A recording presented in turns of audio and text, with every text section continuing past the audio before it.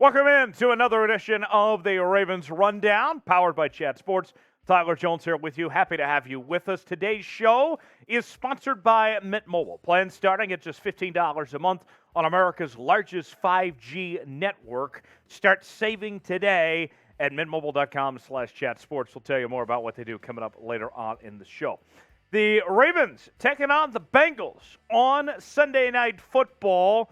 Flock, time to get rowdy. We'll preview the game. I'll give you my keys to a Ravens victory in just a moment. But before we do, though, if you're rooting for the Ravens, then I need you to type F the Bengals in the comments section. Let's get that going in the chat. Let's get rowdy. Let's go ahead and get the adrenaline flowing already for Sunday night. I'm waiting all day for Carrie Underwood and Sunday Night Football, everybody. So type F the Bengals in the chat. Let's own the AFC North, not only on the field, but in the comments section as well. And we'll get started with this game preview. Two of the best young quarterbacks in football. Joe Burrow with the Cincinnati Bengals, Lamar Jackson with the Baltimore Ravens. And I think that when you look at these head-to-head matchups that between these two quarterbacks, we're going to see these two guys go head-to-head for many years to come. And as football fans, it's our treat because we're going to get to see it twice a year. Joe Burrow was outstanding last year, leading the Bengals to the Super Bowl where they lost to the Rams. Lamar Jackson has been off to a great start to this season. And other than last week when things didn't go so well, the first 3 weeks, he looked like the MVP quarterback that we saw several years ago, as up until last week, he was off to the best start to any season in his career so far. Both teams coming in similar positions at 2-2, trying to compete in the AFC North. And until Deshaun Watson gets back in Cleveland, whether you're Cincinnati or whether you're Baltimore, you're both in the same position of trying to build breathing room before Deshaun Watson returns. Hopefully, you build up a big enough gap in the division where when Watson comes back, it's not an issue and you could put yourself in the driver's seat to come away with the division title.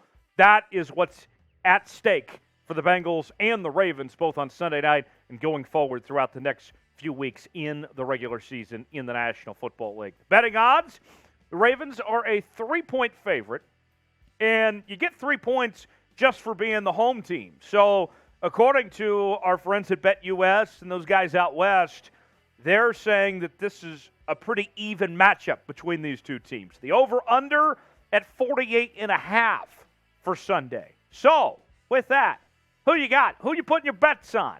Are you riding with your Ravens? I know you are. Or are you going with Cincinnati? I won't judge if you're taking the Bengals here. Be honest with me. Let me know in the comment section who you got on Sunday. BAL for the Ravens, CIN for the Cincinnati Bengals. Let me know one way or the other. Let's look at the injury report now for the Ravens, and it is a bit lengthy here. Gus Edwards with the ACL injury. He is now off the PUP list. He's questionable, but I wouldn't expect much, if anything at all, from Gus Edwards. Justin Houston dealing with that groin issue. Ronnie Stanley, the ankle injury, still waiting on his season debut. Hasn't happened yet. Then there's Patrick Mekari with his ankle issue. He's questionable. You go to the next list of injuries. Justice Hill dealing with a hammy issue that came up last week in the loss against the Bills. Rashod Bateman dealing with a foot issue. Trent Harris with an undisclosed injury. And then there's Tyus Bowser with the Achilles. Wouldn't expect to see him play either, as he just came off the PUP list as well. And head coach John Harbaugh said they're kind of taking things day by day at this point. So, my keys to victory for the Ravens. Number one, don't be stupid. I mean, I say this jokingly, but I'm actually serious about this. Look, you go back to last week, I said this and I will reiterate. The number one reason why the Ravens lost to the Bills on Sunday was because of John Harbaugh, was because of Greg Roman, because of the coaching staff getting in their own way and making boneheaded decisions. Look, you can't get in your own team's way. I had a friend of mine, his name's Craig Hagan. Craig wrote a book called Don't Be Stupid. And there was a lot of life lessons. And I believe that you can do a lot of good in life if you just make good decisions. And so I look at the Ravens here and just be smart. Play smart football. Don't put your team behind. Don't get in their way, and you'll be in good shape as far as I'm concerned. So please, in an evenly matchup game here, you don't need the Ravens coaching staff to be tripping up this Ravens team as is already. So that's number one. Number two for the Ravens on the keys to the game for me that I'm looking at for this group is establishing the run game besides just Lamar Jackson. Okay? Look, Lamar Jackson has run the ball really well. He's been your top rusher so far this season. But he can't do it all. That is asking him to get hurt, asking him to do too much here. You have to get the other guys. J.K. Dobbins, Justice Hill. I mean, you look last week against Buffalo. The carries came up for J.K. Dobbins. He got 13 rushes. Justice Hill got 8 carries for 45 yards. But you got to have more. I know that part of it has to do with the offensive line, obviously. But the other running backs got to step up. Got to find a way to not put so much pressure to run the football through Lamar Jackson's hands here. Look, Lamar can win you a lot of games, and Lamar could be a great dual-threat quarterback. But eventually, if that keeps up and these running backs don't do their part, that's how we end up seeing Tyler Huntley on the field. Don't want that to happen. Nothing against Tyler Huntley, but don't put yourself in that situation by overworking Lamar Jackson as far as I'm concerned.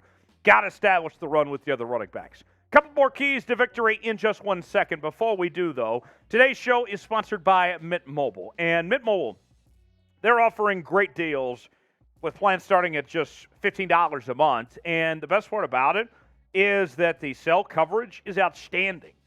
I mean, whether you're in a spot with 5G or 4G, you're not going to have to worry about turning your phone on airplane mode. They got you covered where you're going to have the best phone coverage no matter where you're at. With plans starting at $15 a month on America's largest 5G network, you're going to get unlimited talk, unlimited calling. Your mom's even going to get tired of how much you're calling so much. Sign up now. Start saving today at mintmobile.com/chatsports. Number 3 on my keys to victory is forcing turnovers. And the Ravens so far through 4 weeks of the season have done a really good job when it comes to turnover margin and turnover differential. As much has been made about this Ravens defense, and with as many points and yards they've been giving up, they've done a really good job of forcing turnovers, forcing takeaways with that +5 differential. And for the Bengals, we have seen that they can be very vulnerable, that they can turn the ball over themselves. Now, they've made improvements in the last couple of weeks. Joe Burrow had 4 picks against the Steelers. Since then, he hasn't had a single pick. He had 2 fumbles against Pittsburgh. He's only had 1 since. So he's cleaned up the turnovers Joe Burrow has and this Bengals team has. But that doesn't mean you can't go back to the well, and it doesn't mean that you can't do what the Steelers did when they got the upset win against the Bengals week 1. To me, if I'm looking at any blueprint, any tape in particular, that Steelers game is the one I'm narrowing my focus on, of what the Steelers did defensively to disrupt Joe Burrow. When it came to pressure, when it came to forcing turnovers, they did it as good as anybody has all season. And to me, that's what I'm looking at, is forcing pressure, forcing turnovers. And that gets to my next point, leads right into my next key of the game of getting pressure on Joe Burrow. Look, we were sold a bag of goods about the Bengals making improvements on the offensive line.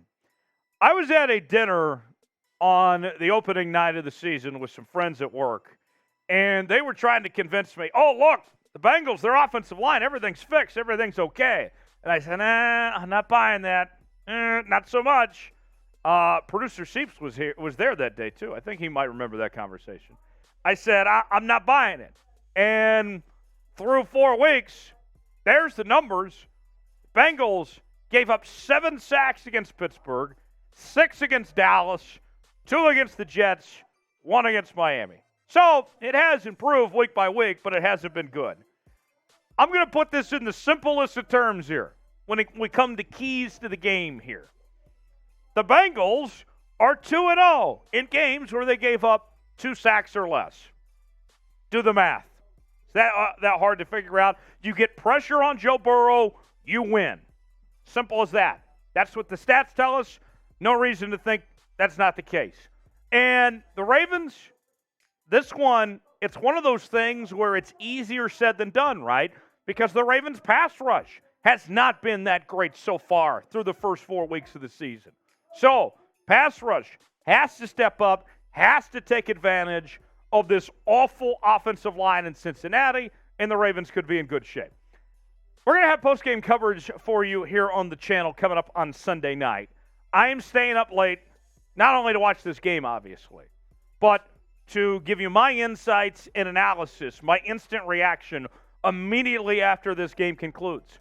So subscribe to the channel now for the latest Ravens news, rumors, trades, free agency, and more.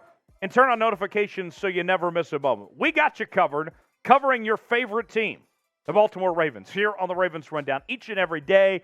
Be a real one and subscribe to the channel, youtube.com/RavensTV. My last key is Mark Andrews. That's the key. That's it. It's Mark Andrews. Look, Mark Andrews was not great last week against Buffalo, which is something we typically don't say. Mark Andrews has been so good over the last year or so. And he finished the month of September as Pro Football Focus's highest graded AFC offensive player. Now, I'll say this much. When we mentioned Rashod Bateman having the injury that he's dealt with and a young receiving core, what have we talked about for the last couple of months?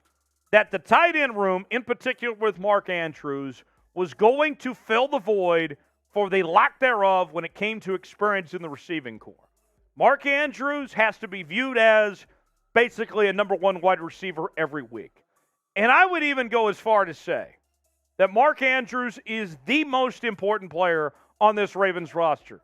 I think that Lamar Jackson is the most explosive player in the NFL, but the most important player on this team is Mark Andrews, because without Mark Andrews, who are you getting the football to? I mean, if let's just say for all intents and purposes, if Mark Andrews goes down, all hell breaks loose. If Lamar Jackson goes down, it wouldn't be good, but Tyler Huntley is more capable right now to step in that quarterback spot than any of the backup tight ends have proven to be so far if Mark Andrews were to go down. So Mark Andrews has to play well. He's vital for this offense in order to run properly. In order to run well, you have to get Mark Andrews involved. That's my final key. So, do you agree with me that Mark Andrews is the Ravens' most important player? If you do, type T for true. If you don't, type F for false. I won't hold it against you, I promise. But let me know in the comments section.